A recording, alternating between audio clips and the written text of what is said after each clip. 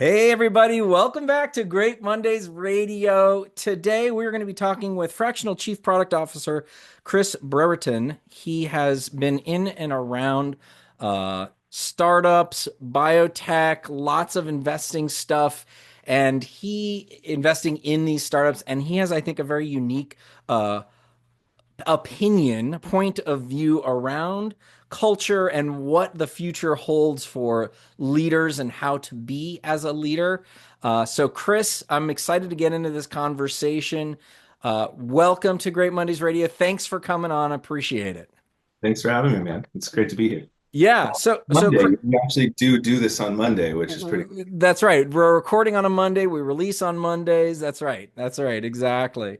So, Chris, give me a little background, kind of how you got to where you are today, because you got a lot of stuff going on, and so I just want to get a quick kind of level set about who we're talking to, so we make sure that we know. Sure. The 30-second version is dropped out of high school to play in a rock and roll band. You might pick that up with the background a little bit. Started my first tech company in my 20s because I thought that would be easy. Wasn't true.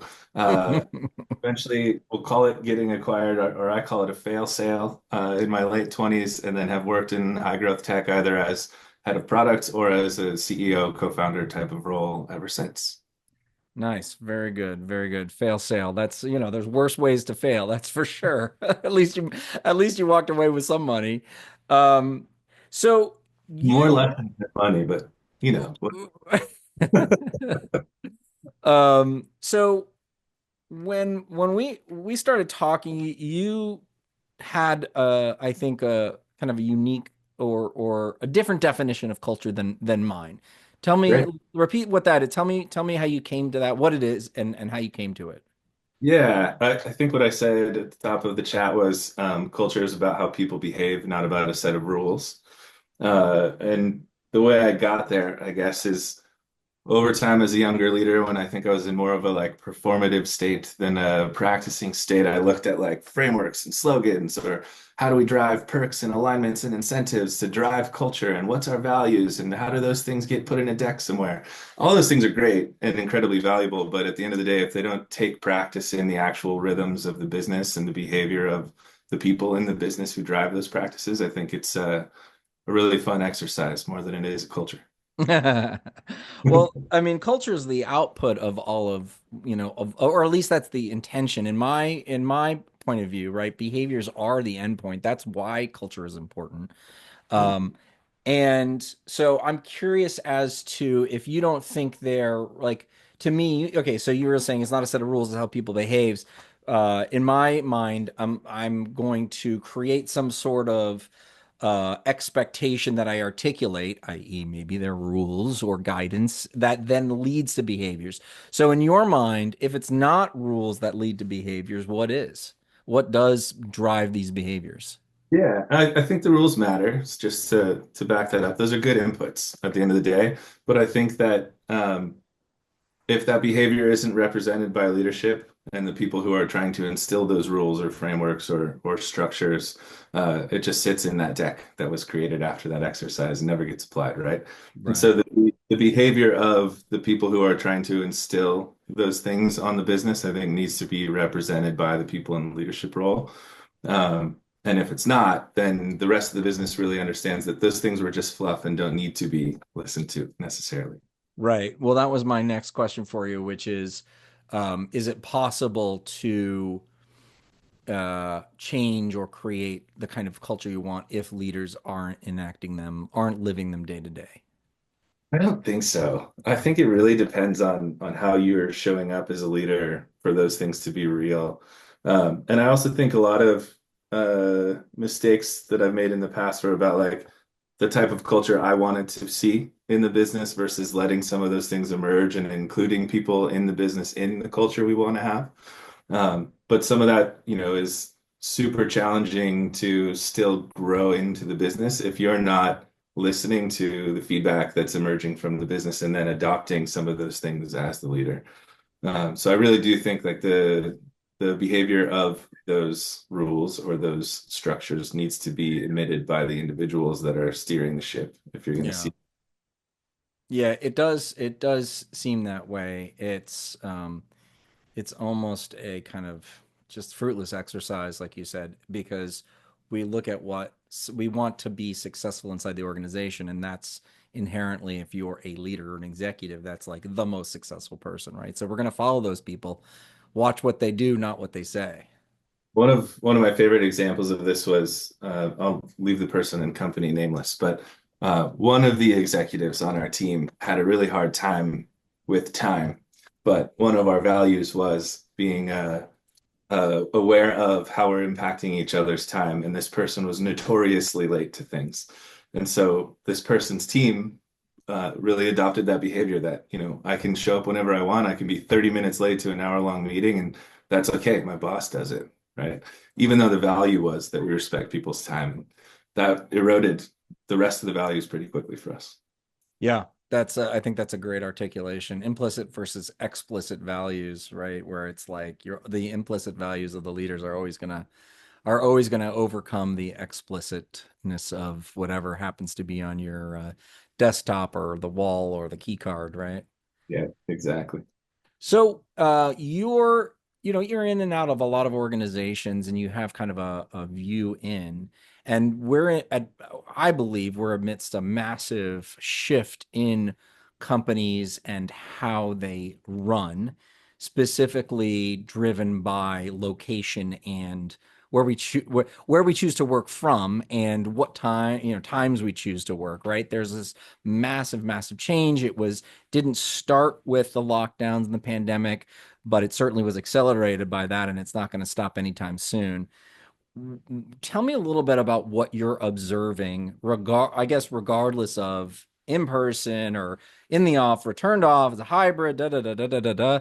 Are you seeing some patterns that you think are kind of starting to emerge when it comes to how people are working or behaving, as we're saying? Yeah, I think how do I frame it? I guess I've seen a couple of things that I don't necessarily like, and I've seen some things that I like. So maybe I'll start with the things that I like, which are um, leaders that lead with vision and also clearly articulate sort of what the levers of the business are, really create a lot of opportunity for alignment, regardless of hybrid, fully remote, in office, or the combination of those things. The opposite of that I disliked are organizations that I've been in where everything is micromanaged. You're tracking hours, you're logging hours against the project code. That project code rolls up to EBITDA and everything's managed against a spreadsheet, right? And one of those feels a lot better to work for than the other, and one of them feels more motivating than the other. And at some point, uh, I think one of those versions of culture really gets exhausting, and you burn good people out that go find the other one. Um, so I'll leave it Yeah, there. yeah. I think that's right. I mean, gosh, it's that kind of tracking to project code, blah blah blah, is a echo or vestige of mechanical engineerings, and it's like trying to be as tracking as detailed as possible, but humans are not don't create value that same way, right? It's there's an opportunity for humans. If you put the right inputs in, you're going to get an exponential amount of value out, but if you put the wrong ones in, it's going to like you know Yeah, you optimize for incremental in that one version of the story as opposed to looking for asymmetrical outcomes in the other, right? right. So we're looking for asymmetrical outcomes. That's exactly right. Talk to me a little bit about what you think it's going to take for uh, leaders to create these asymmetrical outcomes in this kind of environment where it no longer let's just okay, I just want to articulate a conceit, and you can tell me if this is what you think, right? It doesn't matter where or when we're working. I generally agree. For most businesses, I'm sure there's some caveats there, right? If you're a server in a restaurant, the time of day and where the restaurant is probably matters. Yes, of course. Yeah. But for most businesses, I think you're probably right. All right. So we can agree we're going to move beyond this. You should work here. You should work this time. And we're in the future, right? So in this asymmetric creating a creative future. Um, what how does what does a leader look like? What does leadership look like in this future that is, I guess, defined in a very different way than what it used to be. Work is defined in a very different way. Yep. Um, my version of that story I define as high autonomy, high trust, high accountability. Those things all need to go together. If I trust you, I can assume that you can be autonomous, but I also need you to be accountable to that trust in some sort of way for me to understand that things are getting done. That doesn't need to be that I'm in a meeting with you at the same time or that you reported against the project code necessarily, but we need to know that the outcomes are being achieved.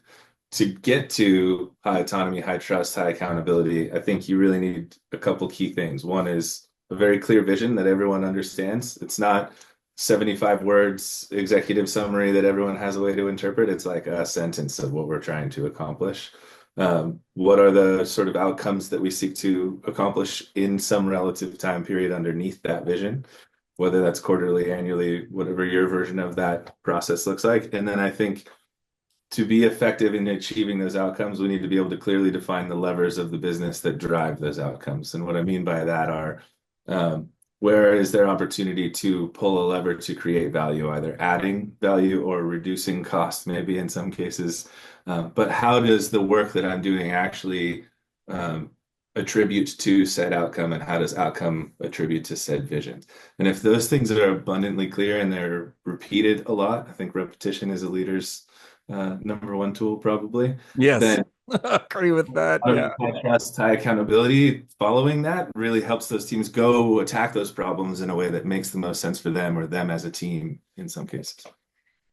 I want to know a little bit more about these levers, right? So we're bad mouthing the reporting hours to code, to different project codes, right? But you are talking about a logic that is similar in that there's what am I doing today, and what is that pulling, and how is that driving, right? Is that a But fair assessment? it's fair. I think the nuance is you need to know how the work you're doing contributes to the grand vision or the outcome we're seeking. You don't necessarily need to report on the functional detail of getting there, right? And so Right. what the goal is for me is that my team or anyone that reports in through me understands like how is this work actually contributing? It's not make sure you send an email at the end of the week with the 5 things that you worked on so that I can determine whether or not you're valuable, Elon Musk. Uh, um, and there's a very fine line to your point, I think, between those things, but it's the leader's job to make sure that the person knows that the work that they do rolls up in a certain way. It's not the person's job to necessarily put it in the spreadsheet, in my Yeah. opinion. Well, To so check. you're accountable to yourself, I think is what you're saying, right? You're clear about what it is that you are doing, right? It's your guide, not your reporting to somebody else. I think that's probably the key difference. I think you're right. It's like if I have to look at my stack of things to do today, which are the things that are going to drive the most possible outcome for us as a business? And I get to make Hmm. a decision when I look at my to-do list, not you as manager of me. Yeah. Yeah. I think about that too, right? Important, but not urgent necessarily, right? Like sometimes it's important and urgent, but it's important. That's where I always, I have to sit down and be like, okay, what's important and urgent, not urgent. I have to get to it first, right? Or else it just never, and that's what creates the most value, I think. Yep, I think so too. So, And you can only define important if you know what the lever is, right? great. Okay. Way to connect it back, right? How do we define what is important? Uh, Business moves so quickly. Don't these levers change? And how do we determine that? Like, how do we, how do you first determine what your as an individual contributor or a manager, what your lever is and how it connects? And Mhm. when do I, like, it's not permanent. When do I know if that lever no longer works? And how do I, when do I, how do I go, oh my gosh, there's a new lever here. Like, how does that, I think it used to be, let's say even 5 years ago, we could be like, all right, here are the three levers to beat the metaphor. Here's the three levers. And it's probably going to be true for, 18 to 36 months, but I don't think that's true anymore. How are you thinking about the kind of assessment, creation, or identification and, Yeah. maybe evolution of? I actually think they're a little more static, or always on type of things. And so like the really oversimplification is like all businesses need to grow. Growth is probably also a function of retention, or some businesses think of those things separately for some reason. I don't. But maybe growth is one lever, retention's another lever, and then there's some efficiency or like operating expenses probably lever to make sure you're doing those things within scope of the Hmm. investment. Hmm. That's probably like the most macro view of any business. And then in your business, there's probably like three or four nuances for each of those things. And then if you're on a marketing team, then you can probably ask yourself, am I contributing to the growth lever that's related to my business? Maybe it's new subscribers in a B2B SaaS product or something like that, right? Or it's MQLs if you go even further up the stack than new subscribers that I'm contributing to as a marketing team. Or there's probably things like that that stay static in most businesses, regardless of quarterly goals changing or new annual plans coming out or some sort of new operating agreement. Those things will stay real, I think, throughout the time. Yeah. Yeah. So the higher up, the more macro, the more likely that it's going to stay static. You're right. Growth isn't ever going to change. Expenses and efficiencies aren't going to change either. I do feel like the larger the organization is, the more we get lost in the like those. Say this again. The bigger we get, the more we abstract those things into like what seems like these crazy nuances, but they really are Yeah. functions of Yeah. the. So does that mean the larger we get, the more we have to repeat or develop that clarity around, like, you're like, okay, this thing I'm doing for this reason because of this. Like, that's, or at least that's what I would think. Is that your observation? Is that a fair way to put it?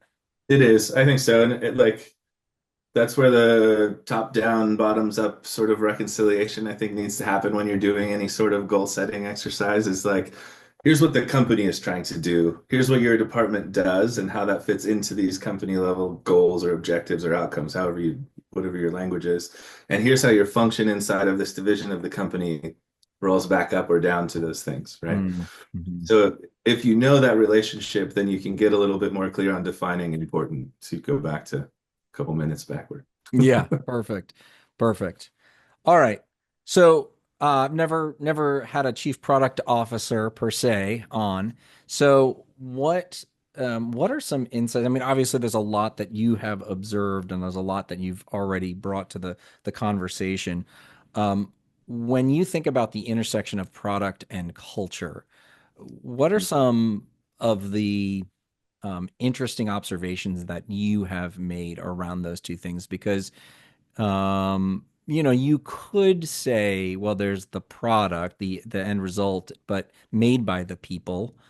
Mm. But I think there's a lot of folks, to our point about big organizations, that it gets really, really far apart. I've even talked to executives who can't even make that connection. They think they're two different things.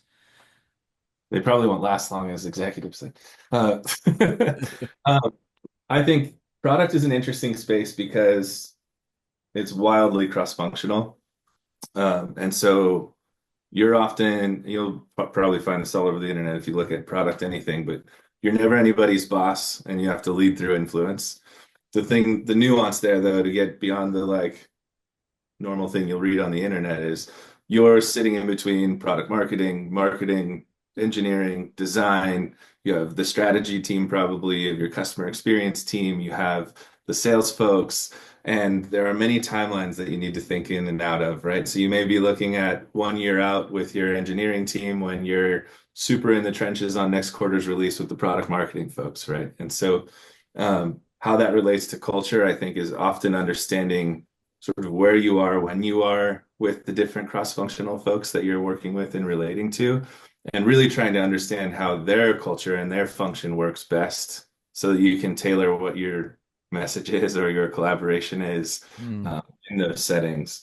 And then there's the product team's culture of how do we fit into the company culture? We are these people that need to run around, sort of be spoke to or a hub to all these spokes, maybe. Um, how do we think about how our work affects everybody within the given constraints of the company's culture that we want to continue to contribute to or maybe influence? Um, and I think that's super hard to do really, really well, especially as companies get bigger and bigger and the way org charts change over time. They're way the product teams are organized end up getting broken out in different ways over the different structures as the company grows. Yeah, yeah. Uh, and so it's always evolving, which is kind of fun and unique, I think, about the product role.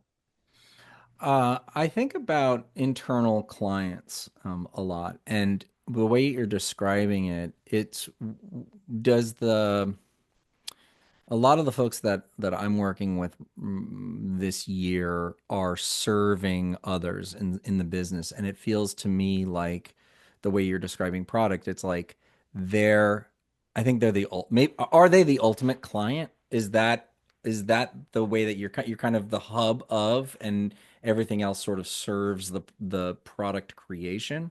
Mm. Good culture question, I guess, actually. So, like most things, it depends. Some companies, I think, have identities where product is the tip of the spear, which is really fun for product people to work in. Yep, Uh, right, exactly. Other companies that I think engineering is the tip of the spear and product is a service organization to engineering.